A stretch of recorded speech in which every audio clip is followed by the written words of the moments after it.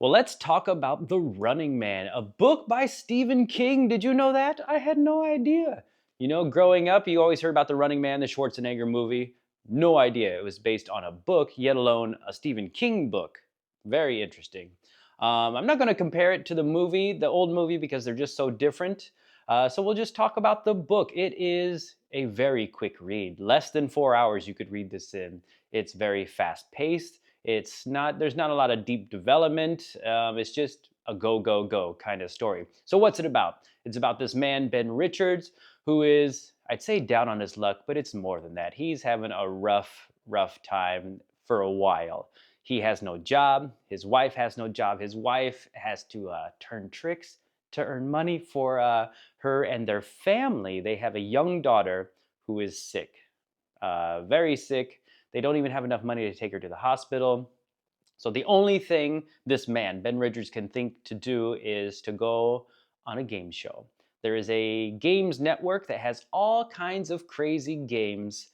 Um, and if you lose, yeah, you really lose. And the ultimate show, the most popular show for this company is The Running Man. So this guy's like, man, there's just nothing left for me to do. I'm gonna go on try to apply for one of these shows. And his wife's like, no, no, don't do that. Think of what'll happen to you, to your daughter. He's like, we have no choice. No choice. This is what I got to do. So he goes down there, and of course, in this futuristic time, which is really set in 2025. So the book's written in 1982, I think, and this is their vision of 2025.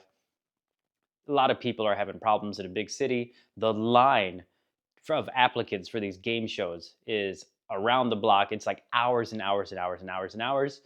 And it takes so long because everybody has to go through a mental evaluation, physical evaluation. They get background checked to make sure you're able to do any one of these numerous shows.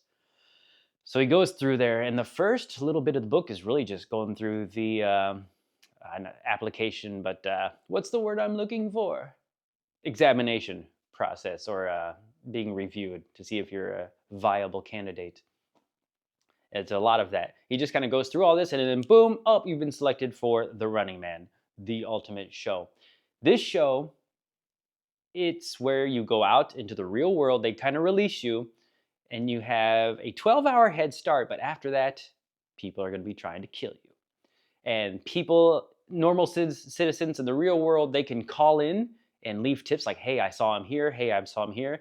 And they have motivation to do that because they get reward money for tips. If you have a tip of where he's been cited and we can follow him, you get, I think it's like $100.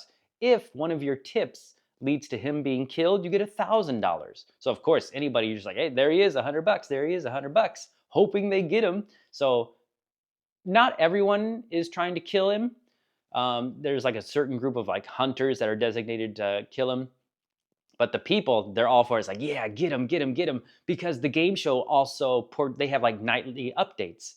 And they portray whoever's running as this evil, bad person. Look who he is. Look what he did here. Because when you're trying to run and escape, you're going to do bad things, right? You're going to break into cars, probably punch people, if not kill other people, trying to just get away or get them to shut up. So they put all this on this nightly TV show. So over time, the citizens just hate you. And they're like, yeah, I can't wait till they get him. I hope I see him and I can, not only get the money, but just get it so he's done for. So you get a 12-hour head start. After that, it's game on. And the book is very fast paced. As soon as he gets out, he's already, trying to change his look, finding a place to hide out. He does get a hint very early on about what he should do, where he should go, who he should look for. So he follows that hint the entire time and kind of uses that to his advantage. And this book is kind of weird because it's so fast paced and it really slows down at the climax. He's running, running, running, running, running. There is a point where he finally stops, and that's where the whole end of the book goes. And so there is another storyline about this corporation that seemingly kind of goes nowhere, but I think it affects his decision at the end. And I think I have to stop there with no spoilers because, like I said, there's really not too much going on. There's not a lot of thinking you have to do. It's just one of those like press play and let it go, and just mindless entertainment. So if you have a few hours, on a Saturday. You can read it, finish it, enjoy it. It's not worth like $20 to buy or anything like that. If you can find it cheap at a used bookstore just for fun, go for it. I will say it does make me excited for the new movie. I'm wondering how they're going to do the ending though, because the ending I will say, it reminds me, and it will remind you of something that happened for real in our world, something very tragic. And I wonder how they're going to deal with that, showing that or just kind of a hint that it happens, because it's going to elicit some not so good memories for people. But anywho, read it if you like. Fun read. If the movie is anything like the book, it's going to be a fun movie. So yeah, we'll just stick around for that and see how they do. We're going to switch to spoilers. Please subscribe, like the video if you haven't done so already, and we're going to go to spoilers. So here we go, spoilers. Fast paced, right? He gets out, he immediately gets the disguise and the paperwork. He goes to that hotel and then the YMCA, and boof, kabloom. And that's where I'm talking about, right? Anything you do, they're going to use against you. He's like, he murdered 5 cops, putting the pictures up of the cops, their wives, their kids. Which, did you wonder? Because you remember at the beginning when they introduce him and they show that picture of his wife, and it's not really her. It's so doctored and it makes him angry. He's like, that's not who she is. It made me wonder, did they do that with the cops' families too? Like the either because did they show videos like interviews of people crying? I can't remember now if it was just pictures or actually an interview with one of the wives. You wonder, was that really his wife? Was that really, if there was a baby? I forget. But I bet that was fake. If it's just a single douchebag cop, they probably just like get one of the actors, have her play his wife. But anywho, so he kills the cops. He goes, hides out with what's his name, Stacy, and his brother Bradley, which they help him. But man, they had a lot of resources, huh? The car, the disguise. It was like just poof. Okay, here you go. We got this for you, sir. Let's go. That seemed to happen really quick. Like they were used to this kind of thing or ready for it. And then who was it? That other lady who turned him in? I can't remember. But anywho, so fast paced. Just go, go, go. He gets in the car with the lady. Even the roadblock, you're like, oh, this is gonna be a tense moment, and they just the second one with the lady blows through it. He just sitting by the side and boom, shoots out the tires. Cars go kaboom, and then they just drive on so fast. Everything happens so fast. Then finally, they get to the airport. He lies about having that bomb. They get on the airplane, and this is where everything slows down, right? And I know if it was me, I don't know. It's hard to say what his thinking was or his position. But this guy, I think the whole time he's kind of a stick it to the man kind of thing. Not even just like corporations or government, but really anybody that ticks him off, he's just gonna be like, oh, screw you. I'm just gonna do stuff to annoy you. So the fact in the end, he didn't take the offer to become one of the hunters, it goes with his character. If it was me, I would have been like, ah, fine. Yeah, I guess if I can live, this is what I'll do. But for him, he was like, yeah, screw you. That's what you want me to do. I'm not going to do it. So that whole bit at the end, he has that quick dialogue with the pilot about, oh, how does this thing actually work? Oh, well, you turn the wheel for this, and you use your feet to turn it left and right. It's like, oh, that's interesting. Next day, bam, bam. All right, I'll fly this thing. Which I wasn't expecting. Just all of a sudden, kill the pilot, kill the co-pilot, kill the other guy, and they get in that gunfight. And this is the nasty part. They're not going to show this in the movie with his guts hanging out. If it was made in the 80s like this, I bet in the 80s they would have shown like guts coming out. But he's got his guts hanging out. He lasts so long with that injury. I can't believe it.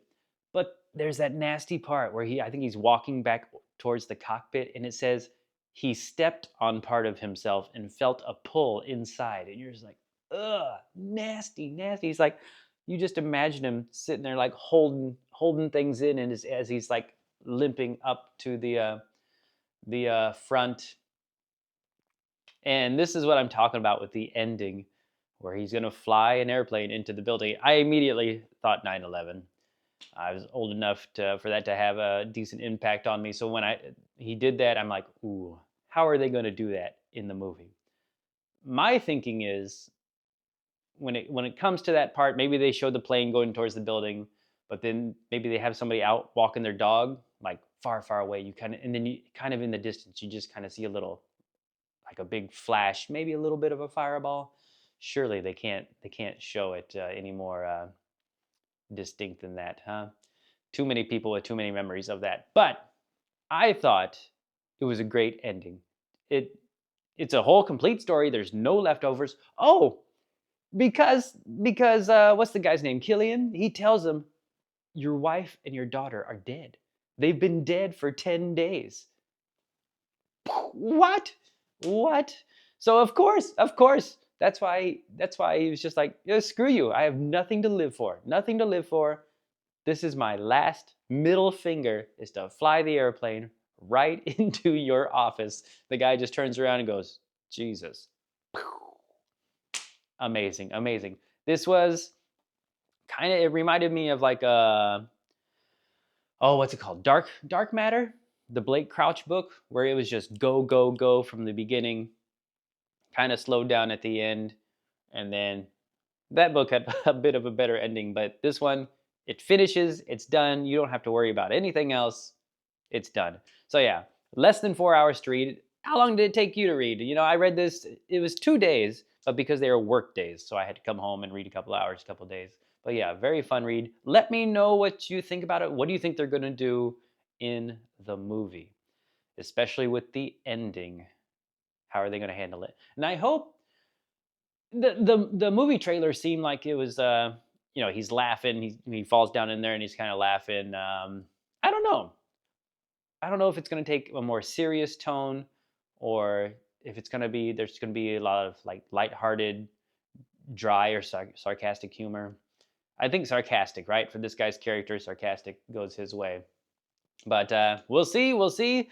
Maybe I'll do a little short after the movie comes out and we'll kind of compare the two. But I enjoyed the book. I hope you did too. Like I said, comment down below, like and subscribe to the channel if you've not done so already, and I will see you next time.